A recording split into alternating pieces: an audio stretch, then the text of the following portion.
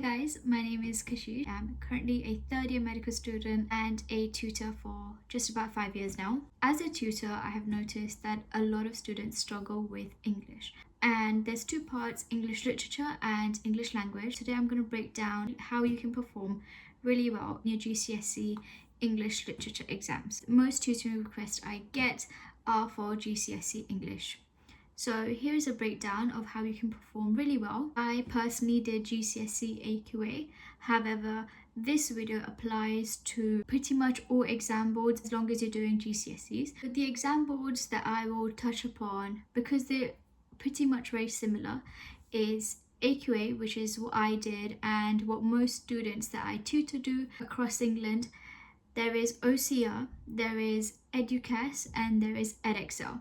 So there are 4 exam boards, and these exam boards more or less have a very similar structure, even similar text for that matter. So first of all, what is GCSE English Literature? So GCSE English Literature has 2 papers, the same way GCSE English Language does. Paper 1 and Paper 2. You should have learned a few text and poetry to go along with it.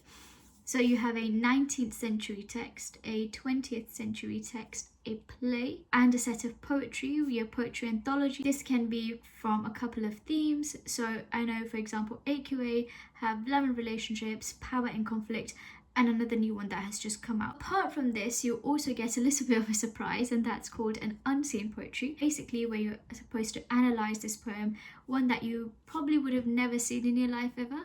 And it's a bit of a shock. However, this is basically done to understand how quick you can think on your feet, and if you really understand what the poetry means and how you can analyze at that moment in time. But now we know what it is that GCSE English Literature requires us to do, we're going to touch on how we can better our grades for it.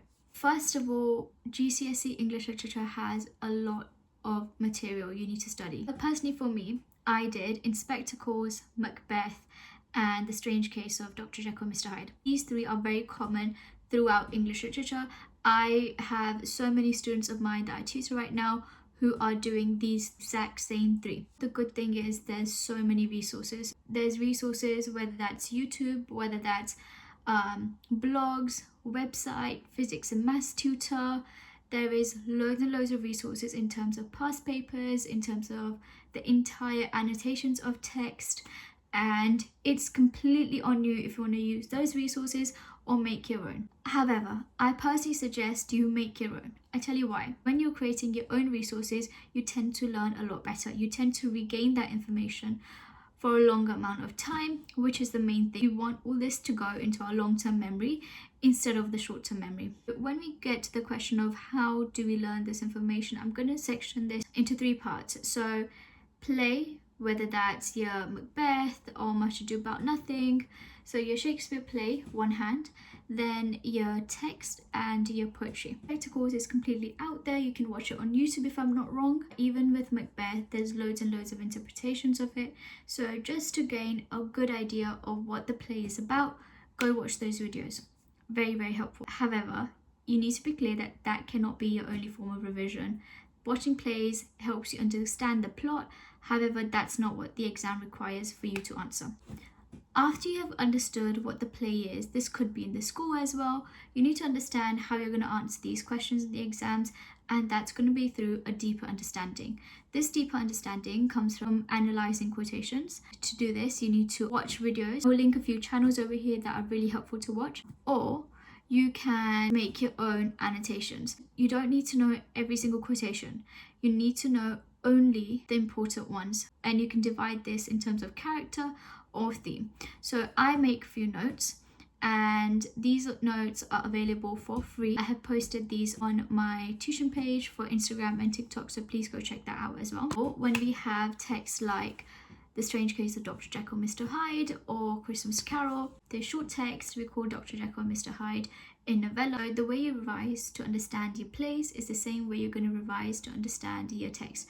However, this might require to read if you don't like the process of reading, you don't enjoy it, you think it's not a productive way for you to retain information, then best you sort of watch videos that help you understand the plot a bit better. put a few links over here that will help you. Then comes the big chunk of GCSE English literature. Personally, my favorite one, however, one that so many students struggle with, and I'll tell you why. And that's poetry. So the reason why a lot of students struggle with GCSE poetry is because, first of all, there's quite a lot of poetries to learn. Secondly, we don't have enough time. So by the time schools often get to poetry annotations, you have so many other things to do, because it's not just English you have to focus on. You have about 10 other subjects as well. The best way to learn poetry is to do it yourself. This way you will at least understand what it is that the poetry means. The reason why poetry seems so difficult is because they have deeper meanings.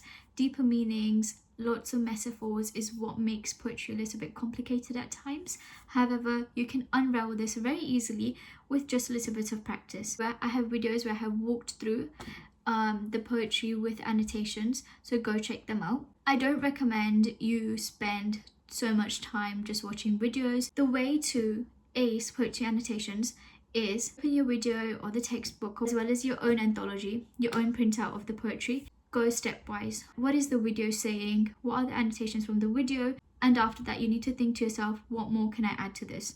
And I think that's the best way a student can enhance their way of annotating poetry.